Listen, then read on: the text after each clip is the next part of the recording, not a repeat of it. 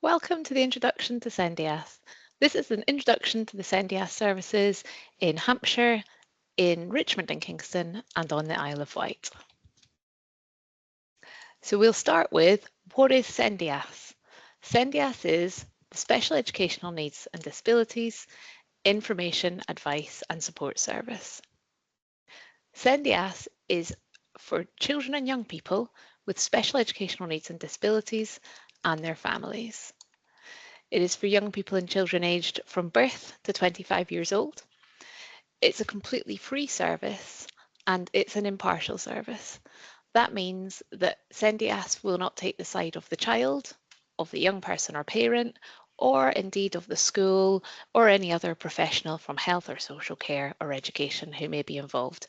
Our role is to make sure that children, young people and their families have the information that they need to make decisions about their education and to advocate on their behalf without giving our opinion. Our services are completely confidential. That means that we'll never pass on any information about you without your agreement. And there is no diagnosis necessary to access Sendias services.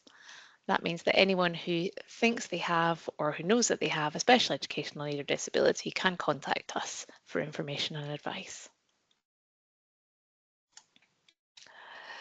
So on to who runs Sendias services. So they are statutory services.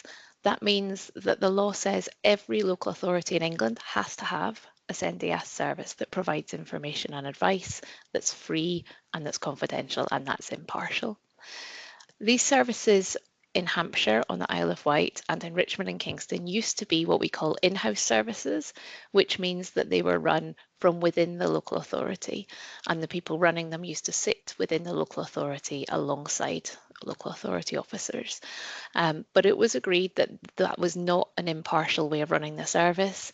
The service needed to be at arm's length from the local authorities and other professionals in the education system to give families and young people the confidence that their advice they were giving was impartial. So those services in the last 6 years have been outsourced to a company called Polaris Children's Services, who are entirely independent and in the private sector. And those services are now governed by steering groups of stakeholders. And those steering groups include young people who use services, they include their parents, and representatives from preschools, primary schools, secondary schools and colleges, representatives from health, social care and education. So all stakeholders within the SEN world who have an interest and need to be involved in making sure that children with SEN get the education that they're entitled to and that meets their needs. The Sendias services report to the local authorities in the areas that they serve, so Hampshire, Isle of Wight, Richmond and Kingston.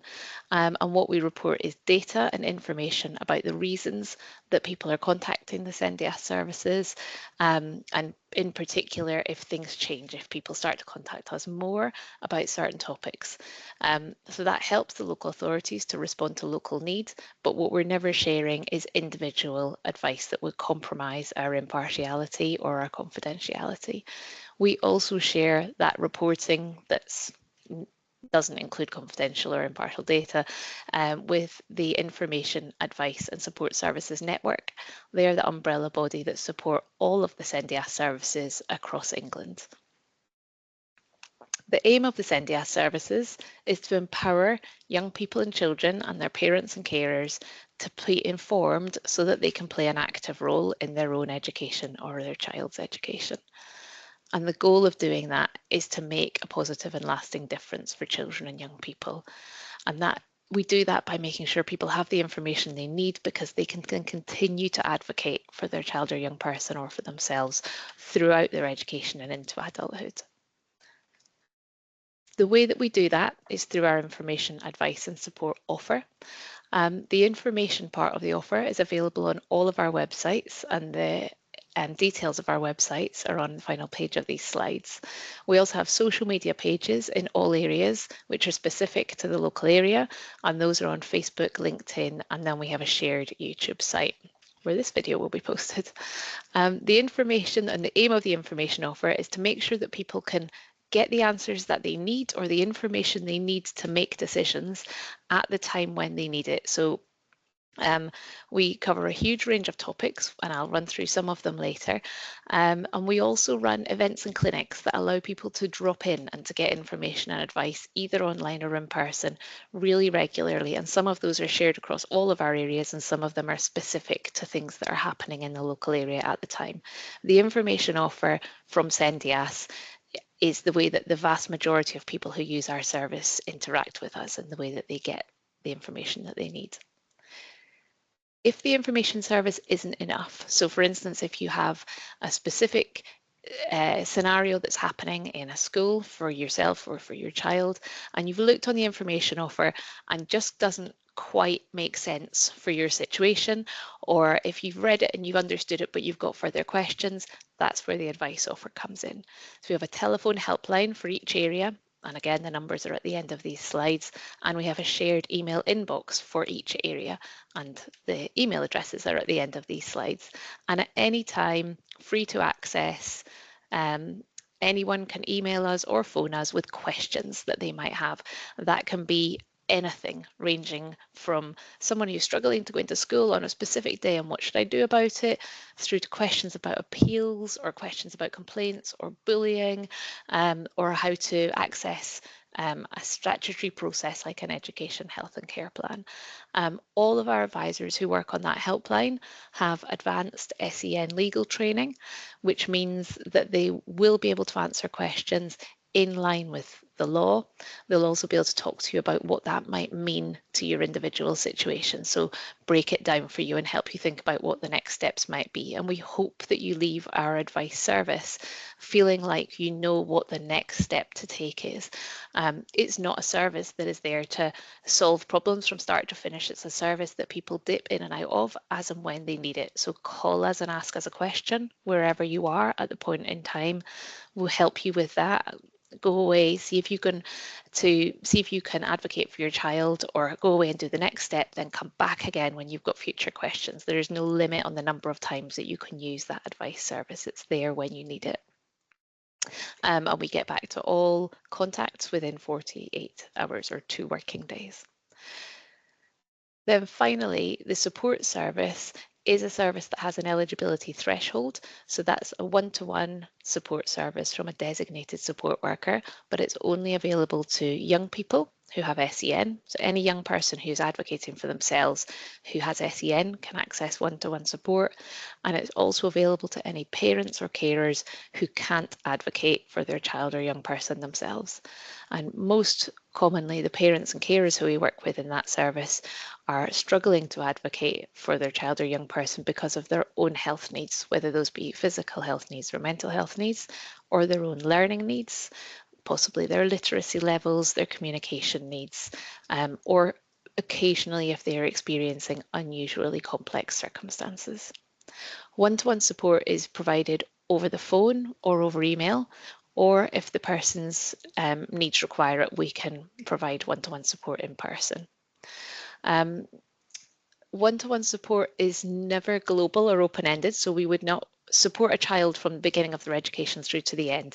The one-to-one support is there to help parents or young people when they're facing specific issues. So the first time that you speak to your support worker, they'll talk to you about what do you want to achieve, what is it we're trying to change here, and you will agree an outcome that you're working towards, and then support work will last until that outcome has been achieved, or until it's no longer relevant because the child's circumstances have changed, or until we reach a point where the person can advocate for themselves and Sendias can step back, and then you can start to access that advice service again. I thought I'd run through some of the topics that we most commonly speak to people about, and these are some of the topics that are available on our website. So I think one of the things that people value most and tell us they value most about Sendias is that if you were to contact the advice service, there is someone there who will listen. They will listen to your concerns, they'll try to understand what you're experiencing, and then they will help you to explore your options and to think about what the next step might be. And we know that parents find that really valuable in particular.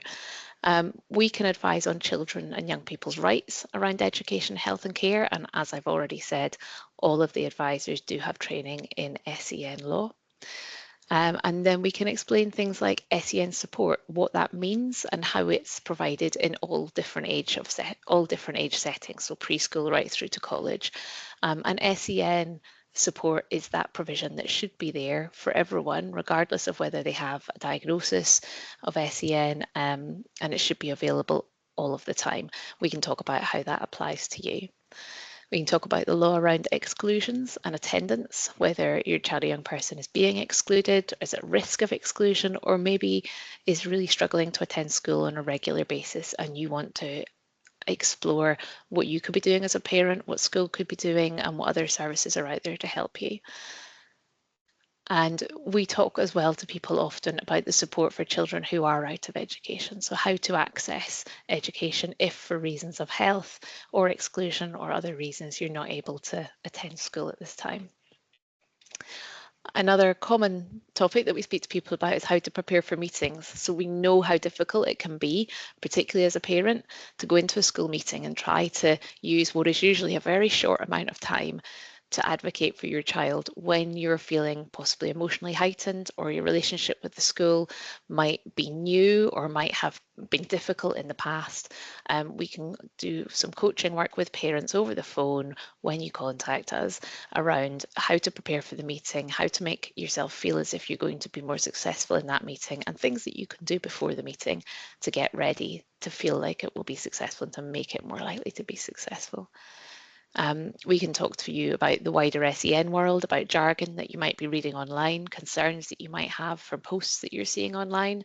We can talk about the processes involved in things like education, health and care plans and the timescales involved in those processes.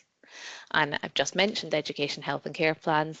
We can talk to you about what those are, when they might be needed, what might be needed instead of an education, health and care plan, or if you want to go down the route of having an education, health and care plan, how to do that and the various stages. And we run regular workshops, and education, health and care plans is one of those workshops we run. So we run fortnightly workshops on what education, health and care plans are and whether or not people might need them, how to respond if you were to get a draft education, health and care plan, how to access education if you're out of education, so alternative provision. And our other websites are all listed on our website. I'll show you where on the website on the next slide. We advise people about disagreements, mediation and appeals. So that's everything from if you are concerned about the provision your child's getting in a setting, how to have that initial conversation with the school, through to complaints processes, maybe mediation if a relationship is broken down, or a formal appeal if there's a statutory decision that you disagree with. And we spend a lot of time signposting to local groups and services, so people who may be able to support you in your wider family life or specific services that you're looking for yourself or your child. A large part of what we do through the discussion around all these topics is to try and support parents to understand where they are in the SEN world at this point in time and how to build positive working relationships with schools and professionals at a time that we understand is really heightened emotionally and can be really challenging for families. I mentioned a moment ago our website. So all of our websites look exactly the same. This is the Isle of Wight one. You see that there are on the left-hand side 3 headings. The first one is about us, so you can find out more about us and about the people who work for SENDIAS, so that you know when you're on the phone to someone who you're speaking to. The next one is information and advice. If you click on that, you get the full list of topics that we provide information and advice on, and you can click into those individual topics. And then the third piece of blue writing is our list of workshops, and that's where you will find the links to get into those workshops, so you don't need to pre-book. They all run fortnightly, they're free to attend, and you can just click into the workshop and join. It's up to you whether you have your camera on or off, and it's up to you. There will be a chance to ask questions, but you don't have to speak if you don't want to. Also on our website, you find the yellow button to provide feedback and an orange button, which is another way to contact us. We do have a contact form that you can fill in if you want us to contact you back rather than phoning us for any reason. This final slide has on it all of our contact details for the various areas, and we look forward to hearing from you if you feel that SENDIAS can help you at any point. Thank you.